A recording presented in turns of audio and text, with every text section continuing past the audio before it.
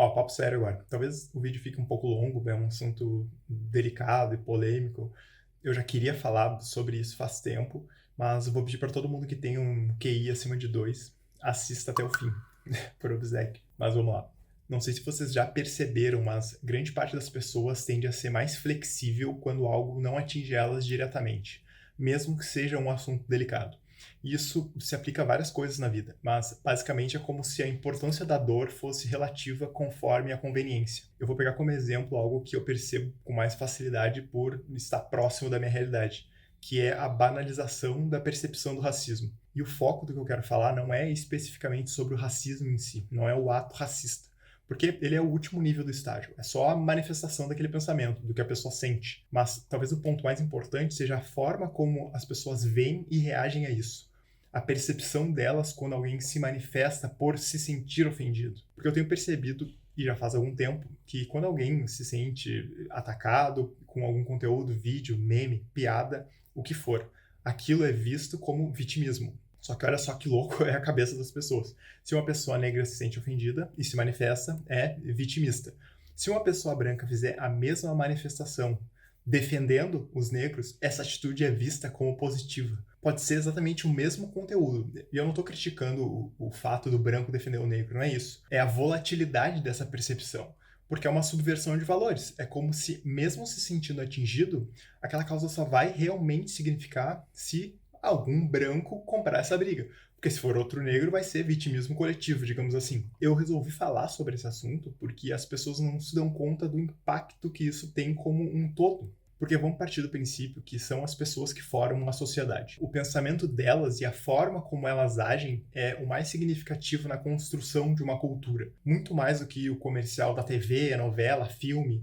Isso é só um reflexo do que acontece na vida real. Mas é justamente o nosso comportamento que vai impactar na formação da nossa geração como povo, digamos assim. E quando as pessoas banalizam ou ridicularizam o fato de alguém se sentir incomodado, isso também tem um impacto nessa construção. E com a internet o impacto é muito maior. Então, se uma pessoa se sentir ofendida por uma piada tendenciosa e outra falar começou o mimimi, isso vai ser muito mais significativo no que diz respeito à construção comportamental, porque vai influenciar na percepção das pessoas, do que só o fato isolado de desdenhar de quem se ofendeu. Por mais que essa dor individual seja ruim, o ato de normalizar a banalização daquela reivindicação sensível é muito pior, porque tem um impacto geral. E toda vez que isso acontece e se repete, vai se consolidando a ideia de que reclamar de algo que me atingiu é mimimi. E isso vai passar de pessoa para pessoa, de postagem para postagem, de vídeo para vídeo, até que chega o ponto em que alguém que reclama é vista como insuportável, mesmo que tenha razão, e mesmo que seja algo extremamente sério. E isso vai gerar um sentimento quase opressor nela. Ela vai pensar, porra, será que é realmente só mimimi?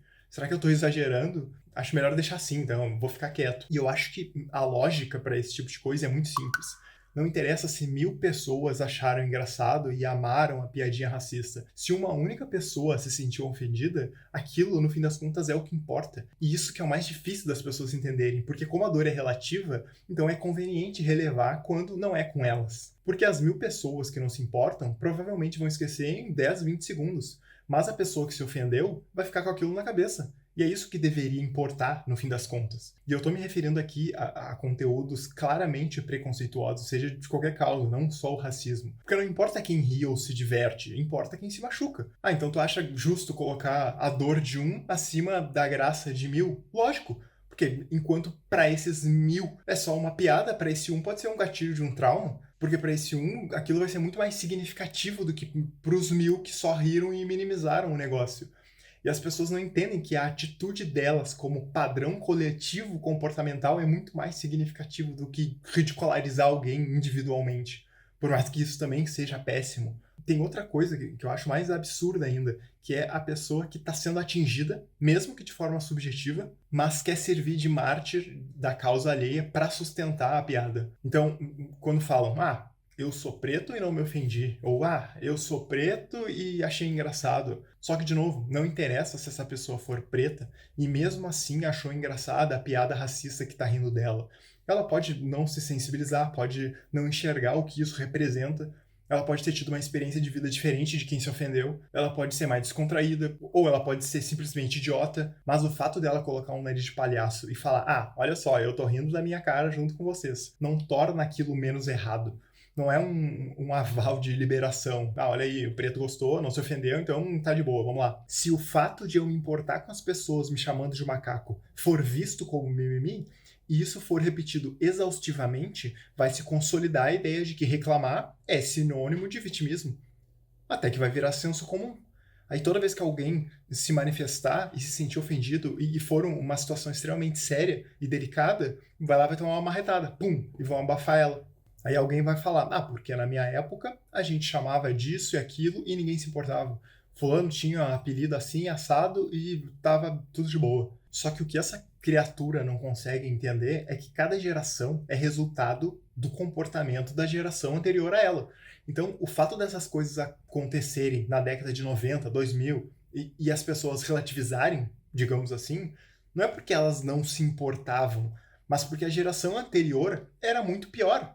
E assim vai, o racismo é inversamente proporcional ao tempo. Quanto mais retroceder, mais forte ele vai ser. Então vai piorando, até chegando na escravidão, enfim. Então a cada nova geração vai mudando de pouquinho em pouquinho, até que as coisas começam a melhorar. Então não tem sentido tu pensar, quando eu era criança, o fulano era chamado de macaco e tava tranquilo, tava de boa. Claro, porque as gerações anteriores a elas viviam coisas muito mais pesadas. Então, colocando assim numa escala de dor, aquilo era muito mais tolerável, muito mais de boa. Mas não torna menos errado, é errado igual, porque constrói toda uma imagem.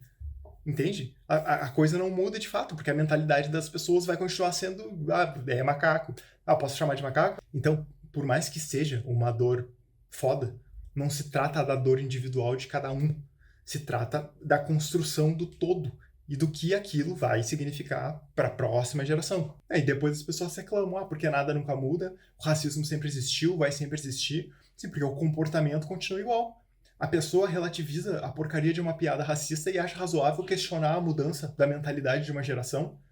Porque é o que eu falei lá no começo, o ato de manifestar isso é o último estágio do racismo. A pessoa que faz esse tipo de coisa já tem enraizada nela esse pensamento. E é, cara, praticamente impossível mudar. Mesmo que com punição, mesmo que seja presa, que tenha que pagar multa, ou o que for, essa pessoa, pra mim, já tá perdida. Duvido muito que ela mude genuinamente. O ataque mais forte, pra mim, não é esse escancarado. É o ataque silencioso, sabe? É o comportamental que propaga ali sorrateiramente uma ideia deturpada e normaliza situações bizarras, como achar que alguém se ofender seja vitimismo. Porque isso tem um impacto silencioso, as pessoas não se dão conta. E tende a se propagar muito mais fácil. Porque ninguém está enxergando. Então, o que importa é toda essa construção antes de chegar no último estágio. O que tem que mudar é antes de chegar ali, porque se chegar ali já era. A única forma do final ser diferente é uma mudança lá na raiz do negócio, no pensamento, na reflexão, na postura, na atitude. É as pessoas questionarem ou acharem no mínimo estranho quando se deparam com essas discrepâncias que estão na nossa cara diariamente. Quer ver? Eu vou dar outro exemplo de algo do nosso cotidiano que é completamente ignorado por ser conveniente. E isso não chega a ser racismo em essência, mas é consequência dele, é um desdobramento, que é a desigualdade social étnica. Porque, de novo, as pessoas enxergam só a dor que lhes convém. Toda vez que eu ando de bike, que eu tô na rua, passo pelo pessoal do DMLU, lixeiro, gari, eu sempre cuido da proporção de negros e de brancos trabalhando. Eu tenho 34 anos, acho que eu faço isso desde os meus 15 anos. E olha, eu posso afirmar com segurança que, sei lá, de cada 10, 7 ou 8 são negros. Isso é o retrato da desigualdade étnica na cara das pessoas diariamente. E que é tão normal que passou a ser ignorável. Será que isso não é, em nenhum grau, no mínimo estranho, questionável? Ou o fato de, quando eu vou no shopping, a maioria dos negros que eu vejo são segurança, o pessoal da limpeza ou os vendedores de loja, e quem tá passeando, comprando, comendo são pessoas brancas? Isso é um fato, eu não tô inventando. Pelo menos aqui em Porto Alegre é assim, pode ir em qualquer shopping. Aí alguém vai pensar, mas não vão porque não querem, ou pelo menos estão trabalhando. Sim, todo ignorante se rende ao conformismo por preguiça de pensar. Tudo isso são sinais, são elementos impressos todos os dias na nossa cara e é o que molda a percepção das pessoas. E, de novo, as pessoas moldam a cultura de onde elas vivem. Ou seja, já está tão normalizado o fato da maioria dos empregados do shopping serem negros, enquanto pessoas brancas estão passeando, que é invisível. E por ser invisível, é ignorado. A indiferença não pode ser um conceito moral móvel. Quer dizer, desde que aquilo não te afete diretamente, o mínimo é o suficiente. Ah, não, estão trabalhando e querem reclamar. É mimimi. É uma hipocrisia absurda. E eu acho que a nossa capacidade de reflexão é a única coisa que pode ajudar a enxergar essas incongruências que passam batidas diariamente. De nada adianta viver falando, ah, mas no futebol tem racismo, ninguém faz nada. O maluco jogou banana no estádio e ficou por isso mesmo. Tem que banir a torcida. Bom, daí chega no Instagram, a pessoa fala que é mimimi reclamar da piadinha tendenciosa, fala que é liberdade de expressão, liberdade artística ou qualquer porcaria dessas. Porque no fim das contas não importa quantas campanhas aparecem na TV ou na novela, o que importa é a forma como as pessoas percebem e reagem àquilo. É o ato delas refletirem sobre isso, para que esse tipo de coisa se torne no mínimo desconfortável e passe a ser questionável. Não é o político XYZ ou o influencer que determina a postura da sociedade. O povo faz o povo. São as pessoas normais, que é a maioria, que é a base da construção. E cada geração é o reflexo de como esse povo se comporta. Enfim, ficou meio longo e acho que eu me empolguei, mas acho que é isso. Deu para entender, né? Falou, abraço.